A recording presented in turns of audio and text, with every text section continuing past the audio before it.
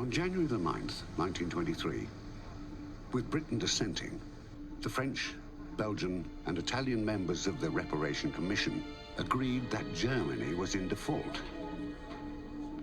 Specifically, it had failed to make an in-kind reparations payment to France of 100,000 telegraph poles.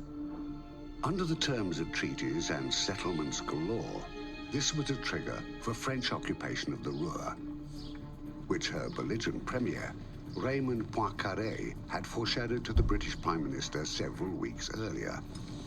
It was an act which was to double Germany's budget deficit.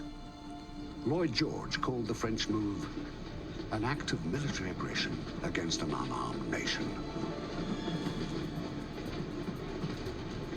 General de Gaulle led 5 French and 1 Belgian divisions, 60,000 men, into the Ruhr on January the 11th. They occupied the region in which were 85% of Germany's coal resources, 80% of her steel and pig iron production, and 10% of her population, who promptly downed tools. On January the 16th, the government in Berlin announced its official support for non-cooperation in the Ruhr.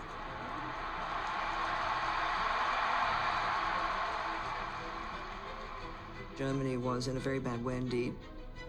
There'd been an attempt by the French and the Belgians to extract reparations from Germany. The German government had reacted by they didn't call it that then, but a policy of passive resistance. And it had destroyed the German economy, and German inflation was absolutely wild. The Reichsmark plunged from 7,260 to the dollar to 49,000 to the dollar. Within 3 weeks of the invasion, the Reichsbank had issued its first million-mark note.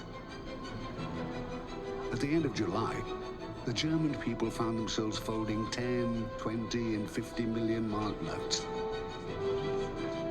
And with ridiculous predictability, on August the 22nd, the first 100 million-mark note was issued as hyperinflation stripped the currency of all value.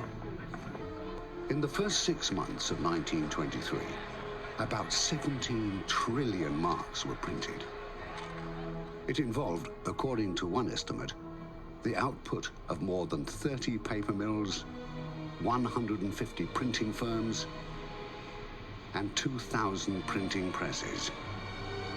As the money flooded the country, the greatest inflation in history elevated the exchange rate stratospherically.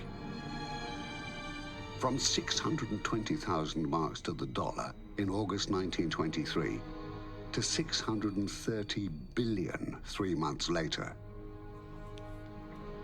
By which time, a kilo of butter cost 250 billion marks. People walked along the street pushing prams full of banknotes, and if one blew away, no one chased it. The price of a cup of coffee on the Unter den Linden might double between placing the order and adding the sugar. Petty thieves were tipping banknotes from people's baskets and trolleys and stealing the baskets. As the mark sailed past 60 milliard to the pound, the British ambassador was pleased to observe that this was approximately 1 mark for every second that has elapsed since the birth of Christ. The number of banknotes in circulation is better written than spoken.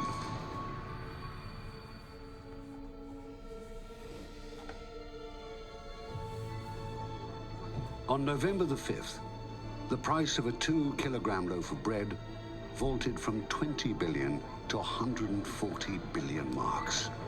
And there were nationwide riots.